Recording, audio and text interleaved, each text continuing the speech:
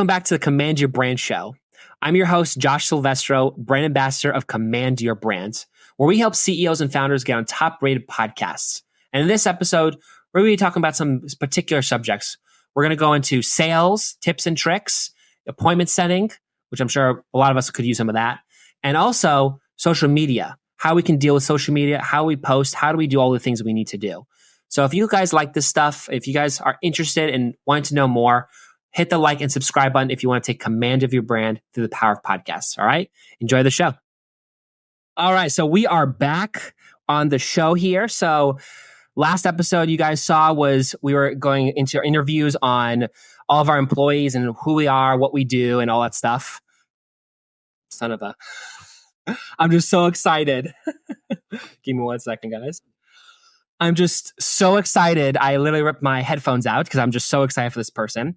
So this person I'm going to have here is an amazing person. So him and I actually worked together some years ago on selling books and just other avenues of different things. So he is just an amazing, he went from basically nothing to living on his parents' couches and just sleeping there broke to now, helping businesses, consulting businesses and making them 6 figures, 7 figures, and just really helping. He wants to really help businesses grow and expand.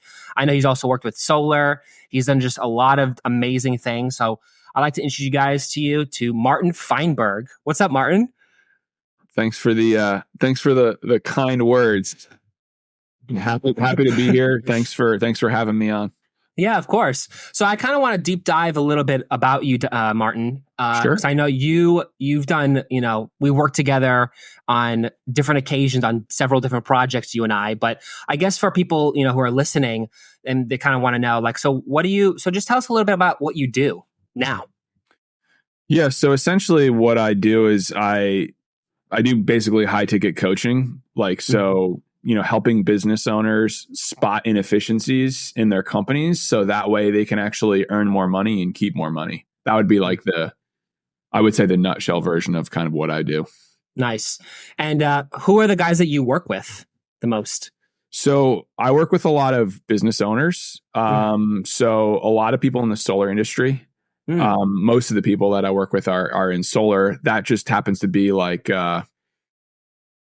just something that kind of fell into my lap. It's not something that I necessarily I can consult any business of any kind and help, whoever it is, but solar is just kind of the niche that I've started in for sure. Nice. And what is it about? Was it just all of a sudden it just kind of, that's what people who were reaching for was for you was just solar people who wanted solar pretty much? Well, basically how it started is it was a friend of a friend, connected me with this group in this company where basically they needed people to help coach their business clients on solar specifically. So I didn't know anything about solar at that time, but I just knew basic business stuff. So that's kind of where I got started. And then I just kind of used the knowledge and experience I'd have from the, 30 plus years of living and working in businesses and, quality control, sales, marketing, all types of stuff, and kind of put it all together and was able to kind of help these companies. That's great. So that's how it started on that. Yeah. Nice. So how did you get involved in it? I know obviously in our intro, we kind of went from broke living on a couch to now helping just all these businesses now, you're making and you're helping these guys. How did you get into that, Well, I mean, basically, like I said, I reached out to a friend of mine who talked to me about this opportunity, and I guess we could start before that. Let's backtrack. So yeah, because it wasn't quite like that. So yeah, I was broke. It was the time 2020. We all know what happened then. I also lost my vision, actually. So there's another fun story. Couldn't actually see, not couldn't see, but no, literally couldn't see, blind on the couch. I should send you a picture of what I looked like. It wasn't pretty. And yeah, just very, very probably the lowest point of my life, just not thrilled with the way things were going. Wife and child, debt, broke, no place to live. And I wanted like to do something or be something more. And I couldn't like wrap my head around the fact that like, there just wasn't a possible way out of this situation. You know what I mean? Mm-hmm. And I took a job actually before I started the consulting thing with a company that sold like media services and stuff like that to big B2B type companies and accounts. And I just like, for some reason, like my personality is more geared towards kind of like where I'm from the Northeast, just like you. So I'm very like kind of in your face and direct. And a lot of the corporate is very like walk on eggshells, like let me circle back. I'm just following up. And I like, dude, that's just not my personality at all. You know what I mean? Yeah. So I learned some things. I basically was appointment setter, did a few sales there too. But it wasn't like I could just never see the way that I would be able to create the income that I needed to create in order to do the things that I wanted to do. Right. And I don't say that because I feel like I've accomplished it yet. Right. Because I think we can always create more and want more. But like, I just like every day, like in that job specifically, like I'm like doing the math and I'm like, if I make this much and I don't do anything different and I don't have any other skill or any other thing, I'll pay off all my debts by the time I'm 80, you know what I mean? And have done nothing. And it's just like, this just is not like, dude, every day I go to work to basically pay my credit card bills.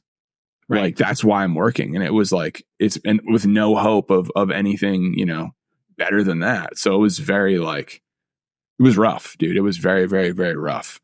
And so when I first got this other opportunity presented to me, I was like, I never done something quite like that before. So I wasn't sure if I would actually, be any good at it.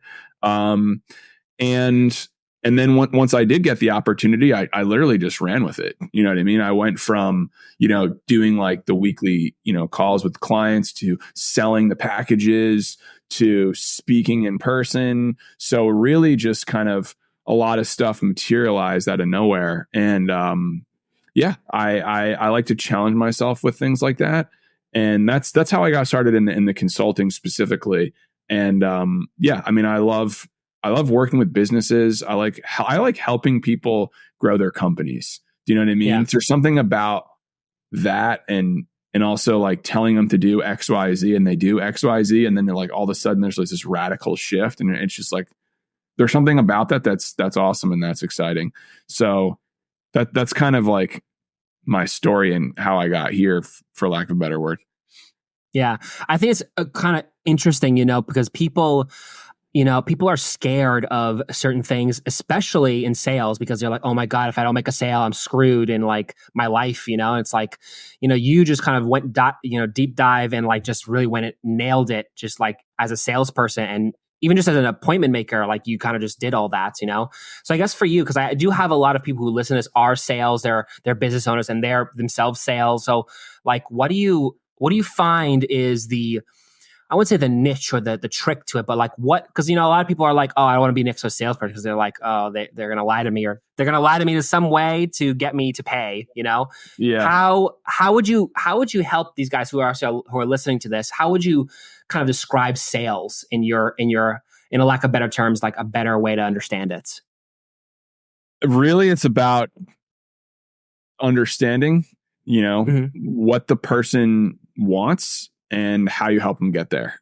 Do you know what I mean? And that in itself is the job. Right. So like, I don't know how else to say it. And it's just a matter of, it's that and really just persistence, honestly. That's what I think. You know what I mean? Like, it's just, hey, like, I don't know the people that you're referring to, but I can pretty much bet that if anyone's having trouble with sales for the most part, they're just not actually working as much as they think that they are. It's a simple input output equation. You know what I mean? And like when I was doing the job I told you about before this, dude, like I was I wouldn't say I was working as hard as I possibly could, because I think that's a lie. But like, dude, I was showing up every single day and just like trying to create something out of nothing. And I just like, it was an interesting situation because like, no matter what I created on appointments or the sales side, it was like, if I drummed up appointments in business, like they got sent to like the good closer, you know what I mean? So it was like, I was like, oh, okay, good. And I didn't get paid anything for that. You know what I mean? I just got paid hourly or whatever. So I was somewhat resentful, you know what I mean? Yeah. Because I was doing all like the hard work. And that's what I really think. I've rubbed elbows with a lot of people and I've worked with a lot of business. And I think that the skill set that I think is underrated, or not underrated, but doesn't give enough credit, is the generation of a lead, and getting people that are interested. And, you know, the sales aspect is just having that conversation and getting the person to make a decision about, you know, what offer you're providing that's going to help them with their XYZ problem. You know what I mean? Right. And, you know, I'm not like formally trained on sales or anything like that. Yeah. I mean, bro, like I learned sales by slinging tickets in New York City streets, selling comedy club tickets. Like that's how I learned how to sell. You know what I mean? So like literally like walk up to a person on the street and be like, do you guys want to see a comedy show? After 38 people and fucking Dirty Elmo like tried to grab a hold of them and take a picture. Like that was just the world that I grew up in. You know what I mean? And I, you know, that's just how I learned how to do it. You know what I mean? But what it would have been better is if there was just like a way that I could have generated interest of a bunch of people to then basically buy my thing. But that's really, you know, how I was trained, for lack of a better word. And when I tried to be anything, when I tried to basically not do that, like when I was doing the, you know, the more B2B corporate stuff, it didn't work because it wasn't my personality. And when I switched back to kind of like a little bit more who I am and a little bit more refined, but just like, I found a lot more success. So I guess what I would say is really this is it really comes down to work, and how much time you're putting in. And if you do that, you will get better, and provided you continually, you know, educate yourself and just practice, honestly. So and you just keep going for it. I mean, that's really the other thing. It's just, you got to keep doing it. And the other thing I would say too, I guess that would help, is like hack the system. Like if you work with someone that is good at sales, just literally do what they do. Like you don't have to reinvent the wheel. And that's, I think, a lot of things with business, sales, marketing, everything. Like everyone's trying to like be this thing or create this thing that they think that has to be so different when they really don't. You know what I mean? It's like they just have to copy what works. And if they want to put their own spin on it, sure. But like, I always like to start with a baseline and then kind of go from there. Right. That's really interesting that you mentioned that, because it is, you know, it has to do something with, you know, a technique to it. Like you have to develop it, sort of like you make it your own, you know, like you have to make it your own to where you actually are selling to someone proficiently. And you see obviously people who sell and they're really good at it. And you're like, oh man, I want to get like him. Well, you can be just like him if you really wanted to, you know? So that was really, really interesting that we mentioned that, you know? Yeah. Yeah. I mean, I think the funny thing is like, it's a weird thing, dude, because it's like, you can be like these other people, but like be yourself, you know what I mean? Right. And like, it's like, you know, there's tons of different people selling sales. And the reason why is because it unlocks basically the door to basically everything, like factually. Like if you can market and you can sell, even if you don't have a good product, like you'll make money. I'm not saying that you shouldn't have a good product, but like I think a lot of people get stuck in well, I'm a this, therefore like people will flock to pay me for this thing. And like, it doesn't usually work that way. Do you know what I mean? Right. Unless you're like extremely, extremely specialized, but even still, you'd have to get a result. But I think the thing is like, there's so many different pieces of information, so many different people that you can learn to sell from. And I think that the problem with that is it's so much that you just go from one person to the next person, next person, next person, next person. And if you try to be like somebody else, eventually that it wears off because it's not who you are. So right. That's part of it. And I think, but that's just evolving. You have to kind of develop like who you are as a person and what's important to you. And, you know, what actions you will have to take to change the outcome that you have if it's not where you want it to be right now. Totally. And it's really fascinating because, I've always been curious about sales. Like I've seen people just sell something, there's some people who are just really good at it and some people that are just not good at it. And then when they try to be good at it, they keep sucking at it and they just give up completely. It's like, it's sort of a game. Like you have to kind of keep working on it until you actually have the product of it, Yeah, 100%. It is a game. Like 1000%. I mean, and I'll say this, like the problem that people run into, and I've been there before, is, well, like, some people say like, oh, well, you have to be detached from the outcomes. Like, bro, I don't know how you can be detached from the outcome if you have no fucking money. You know what I mean? Like, that is a reality. So yes, that sounds good in theory, but like there has to be some practicality of like, okay, well, like you gotta like put points on the board and get some confidence, and then don't stop the thing that you were doing that got you the success. You know what I mean? Yeah. So that's really what I would say on it too. Yeah. So I guess just in closing the subject here. So I guess what would you, for these guys that are selling things, like what would be like tips that would be really good for people who are selling something and they're having a hard time, or even just appointment making to get them to talk to you? Like what would you give that as advice to these guys who are listening? So number one, I would track what you're doing, right? Mm-hmm. Like statistics, KPIs, whatever, like you got to track that first. Cause also that's the other thing is most people don't know that stuff. Right. And it's what's crazy to me is I can get on calls with these business owners that have no idea what happened in their company the week before.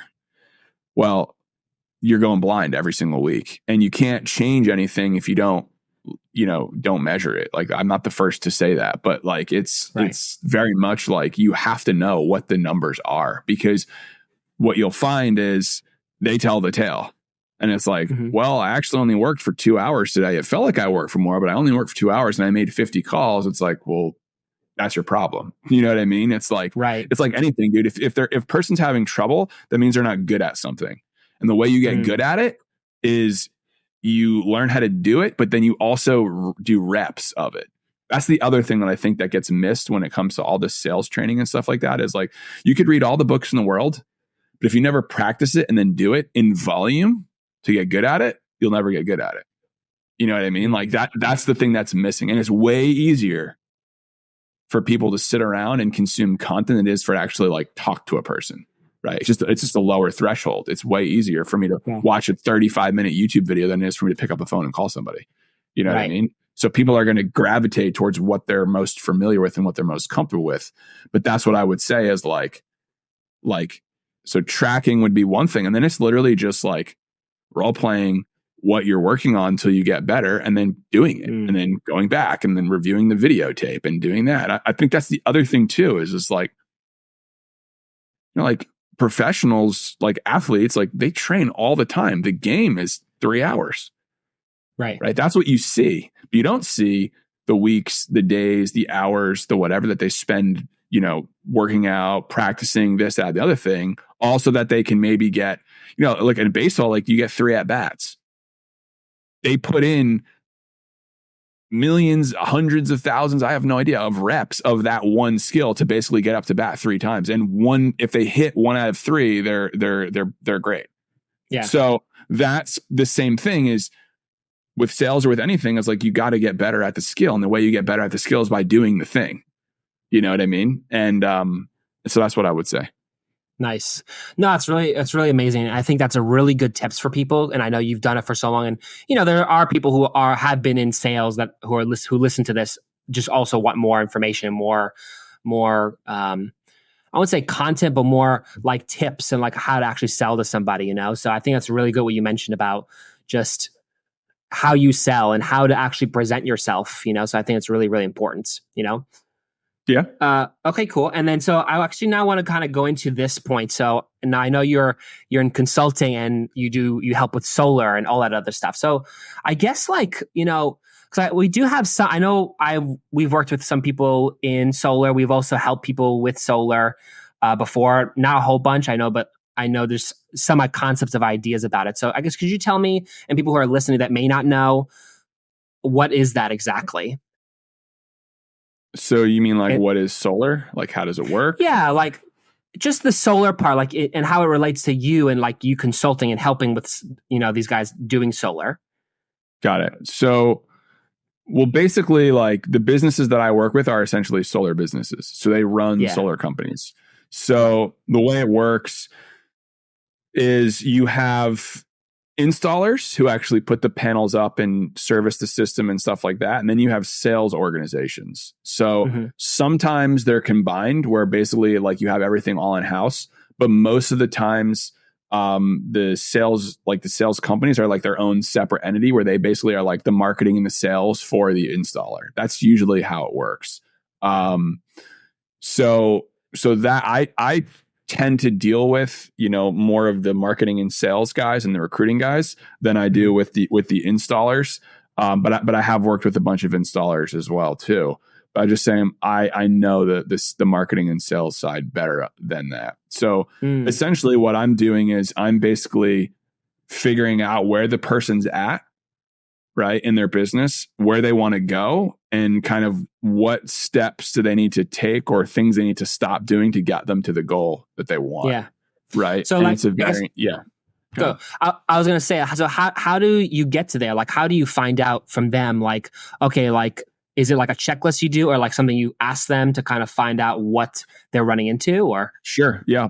Okay. So yeah, the first thing I like to do when I get with these guys is like, I like to, because I do it virtually, right? So I'm not in person. So I think that you have to ask good and better questions and just develop as much of a picture in your own mind that you can before you can do anything, because I'm not there and I can't see like what they do. I have to rely on, well, if they run marketing, I'll look in their CRM. I'll see how many leads they get. I'll see what they do with those leads. I'll see how often, like they're calling them, if they're sitting them, if they're closing them. Like I just kind of go through like the area of the business that is giving them the most problems most of the time. This is kind of anything, not just solar, but like the biggest issues I've seen in business are leads and recruiting, like staff. Those are the two biggest pain points, I believe, in the entirety of business in general. Really? And if you can solve those or help a person solve those, it unlocks basically their key to growing their company. So that's what I would like. I would do like a specific call where I'm just kind of asking a bunch of questions to get a picture of like, well, what is the day-to-day like? What are they working on? What do they do? Like, I've also done it, so it helps when I have like experience where I'm like, oh, okay, good. Well, this person, is spending XYZ on leads and they're closing a fraction of that deal. Like there's a problem, right? So my thing that I'm always looking for first is I'm looking for inefficiencies before I do anything else, right? I'm looking for, okay, good. Like in the example I gave with the sales guys first, like, so if I was talking to a sales guy, that would be the first thing I would be looking is like, okay, well, what does your day-to-day look like? What do you do? How much of that gets you this result and blah, blah, blah, blah, blah. And then I'm looking for what do we change? What do we add or what do we take away? That's basically causing you to not be producing like a simple basic level. You know what I mean? And that's where I go at first, right? I think a lot of people do it backwards. And when they work with a coach, they are looking to like add some special thing that they think is going to solve whatever problem that they have, as opposed to obnosing the situation and figuring out, what the situation is and then giving advice. And I'll give you a specific example. One of my favorite and best clients that I've worked with, when I first started working with them, he was like, yeah, dude, I hired all these people and they don't work for me anymore. And yeah, I just like, I don't know what happened and blah, blah, blah, blah. And we just can't keep people. I was like, okay, good. And I said, well, like, how many deals did you guys do this month? So far, it was him and one other guy. He's like, 5. It's like, oh, okay. And 5, by the way, is not good for solar, just so we're tracking, right? I'm like, okay, good. And what about the month before? He's like, I'm not sure.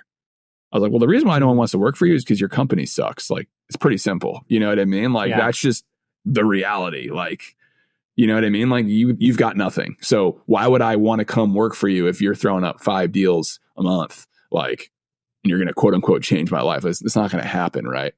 So I was like, well, what you need to do actually is you need to actually go work and actually go sell some deals and get some revenue coming in and actually like, make it happen. Right. Which it's funny and it's simple, but like this is 99% of what I deal with on a day-to-day basis. You know what I mean? It's just that type of thing. Right.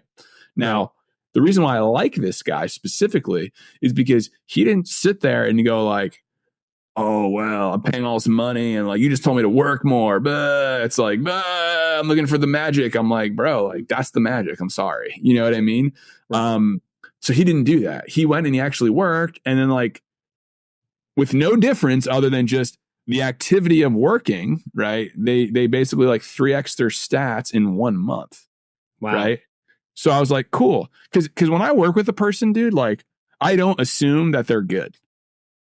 Okay. I assume nothing. I assume they have what they have. And it's like, dude, if they're salespeople, like, and I'm like, all right, let's see if we can sell more deals this week. Because obviously if you're selling 5 deals in a month, and you have 2 people, that's like a half a deal a month or a week. It's like, that means you're just not working. Like, that's what it means. Right. Like you can say whatever you want. Like you're just not putting in effort in the right direction. So I always like to, when I'm working with people, like I like to give them tests and how quickly they implement things that I'm suggesting and how quickly they do it. So with him, he did it right away. And then boom, immediate return. Oh my God.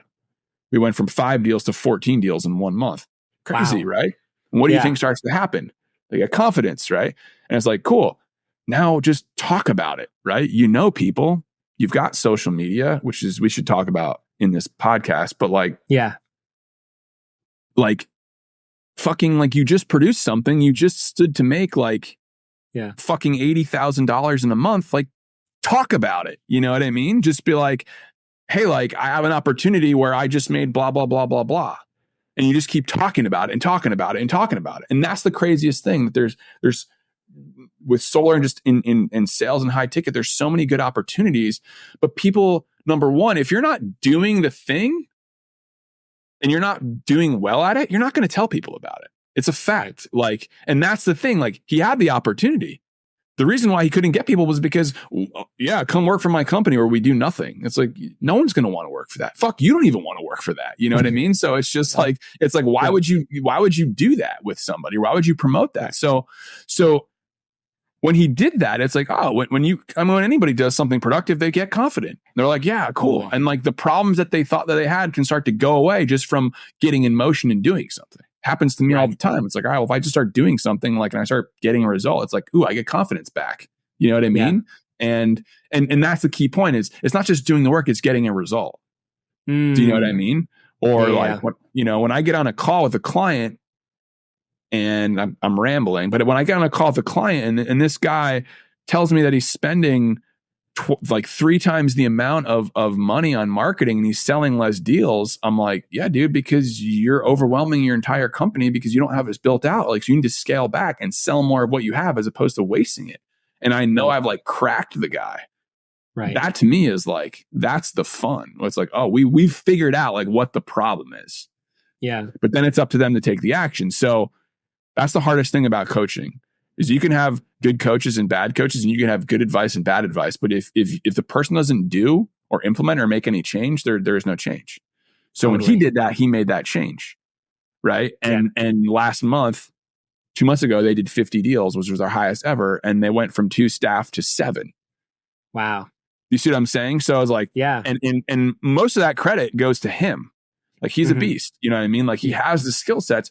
He needs a little bit of just direction of like, hey, just focus on this, just focus on that, whatever. You know what I mean? So in that case, that's a great example. Sometimes people don't have the sales skill. So then it's like, all right, now I'm a sales trainer. You know what I mean? And it's just like, this is what you got to do.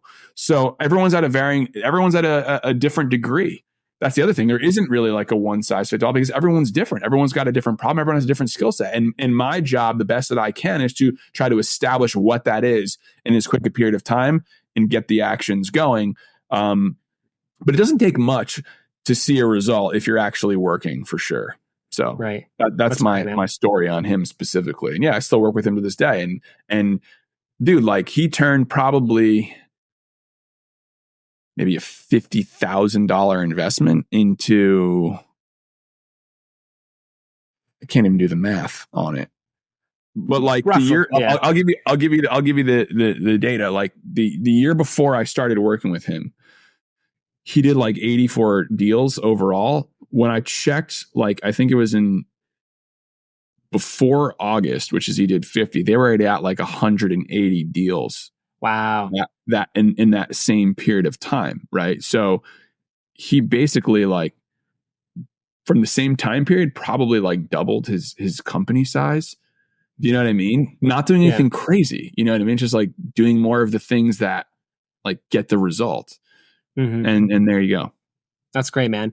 And before I want to talk about this, you mentioned about the social media. I do want to talk about it for a little bit because I think that's also really important too. Because I know even when I notice sometimes, I get discovery calls from Command Your Brand all the time, and they're like, their social media sucks. Like I couldn't believe, like I'm like this company looks really amazing. It's got a nice website, but their social media following is like nothing. So tell us a little bit about that. I'd love to like actually get your input on that, on just the social media aspect of it.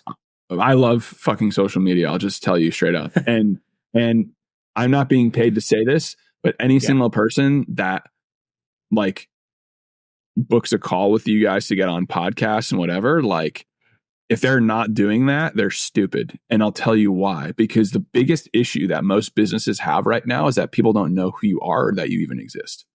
Right. They don't understand. They don't know. Right. So like that's what's actually keeping you from hiring people you want to hire, from working with the customers you want to work with. Like it's that type of thing. And social media I think years ago, I think it was like, it was cool if you could do it. Now it's like, if you're not doing it, you're way behind the 8 ball. Do you know what I mean? Right. And it is, dude, you have control over your own media outlet. And it's basically free. So I think that, I think that it really, really, really helps in terms of brand building, getting people to figure out who you are. In fact, dude, the reason why I started working in solar is because of social media. Like I just got out of working for these like smaller businesses. And you also have to be careful because of what you see on social media, because it's not all true, which you'll also find out as you rub elbows with people. But regardless, right? Like I saw the person I was working with, like, he's like, oh yeah, this guy has 100,000 followers on Instagram and he's driving a Ferrari and he has a 9-figure company. I was like, okay, I'm down with that. You know what I mean? Like that fits more into my, just from a standpoint of like, all right, good. Well, if a guy's creating 9-figure, if he has a 9-figure business, there's opportunity for you to do something within that. As opposed to in the reverse situations where people are doing 6 and 7 figures, it's like, dude, you ain't making.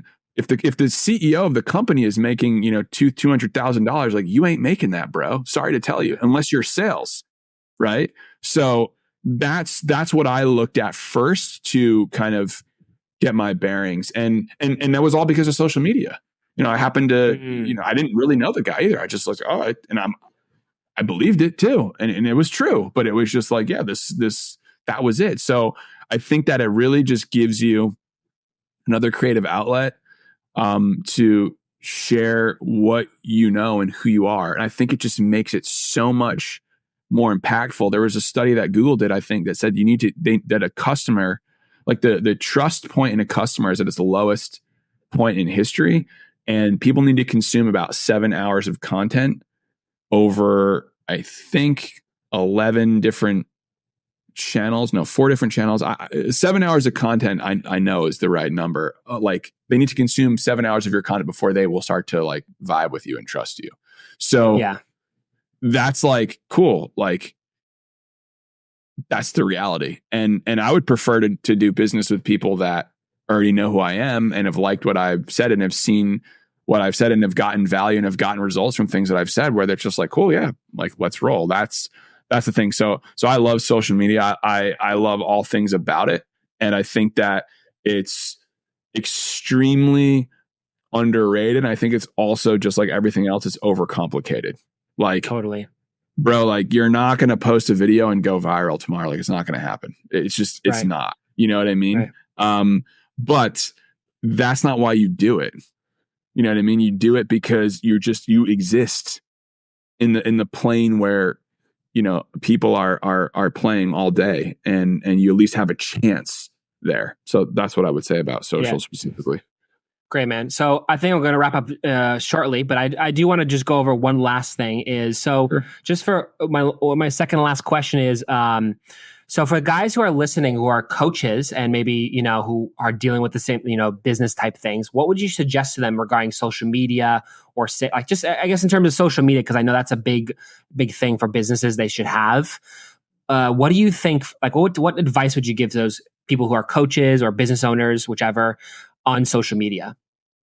Sure. So start with your ideal customer avatar. Like, who is that person? Because it's not everybody. And I've worked and I've rubbed elbows with a few marketing companies that said like they don't do that. Like those marketing companies will 1000% go out of business. Like there's no question, because you have to cater to a specific type of person, right? So then it's just like figuring out who that is, and then what problems do they run into that you can solve with your content. Because and this is what I was kind of touching on before, when you're coaching people, most people don't do what you say. Okay. And that's not because you're wrong. It's because they just don't. So they have to, like, don't worry about telling them, quote unquote, a secret or something or whatever, because at the end of the day, like, the implementation is where you lose people. Like, it's just like what I said before, is like people will consume 50 hours of sales training before they'll talk to a person about anything sales related. Right. So they don't need more content, they need more reps. So it's the same thing with you. If you're putting out content that helps people solve a problem, right? There's at least a portion of that 7 hours, right? Like I talked about. So they get to know who you are. And then hell, if they do something that you say and it gets a result, what do you think they do next? Like, wow, this guy helped me. Right. Like, what else can he do? What else can he help me with? And you build that trust up. So pick an avatar and solve specific problems for that avatar, and bake and build content around that. And that's what I would say. Great, man. That's awesome. Thank you for your help today. I really think it's a lot of the things that you say are like gold, some people just don't have those things. And a lot of it are like, oh, what should I do next? Or which part should I do? What social media should I put out? Like, there's a lot of questions like that. And I think it was really good that you mentioned about the sales, and, sometimes I think you mentioned some appointment making and other social media stuff, which is really good. So I guess just my last thing I want to kind of ask for, from you, Martin, and for people who are listening, how can people reach out to you? How can people, like, let's say they want your coaching help, they want to know who you are, get to know you. How can they reach out to you? The best way I would say would just be through my Instagram. So it's MUSTB, the letter B, Martin, must be Martin. That would be the best way to start. Yeah. Okay. Cool. That would be it. That's straight up. That's the best place to be for you. For now, you know what I mean? But yeah, that's where it is. Great, man. All right, cool. Well, thank you for the conversation. I really appreciate your time. And dude, we'll be chatting away, I'm sure, on social media and other places. So I really thank you for the conversation, Martin. And yeah, if you guys like this, maybe we'll do another one of these, because I think if we get a lot of subscribers and a lot of likes on this, maybe we'll do a part 2. Maybe, I don't know. I would like a part 2. Well, by all means, I appreciate you and everyone at the team for wanting to even interview and wanting to interview me and have me on. And I appreciate you making this available, and absolutely, hopefully it was helpful for your viewers. And yeah, man, I just thank you again for having me.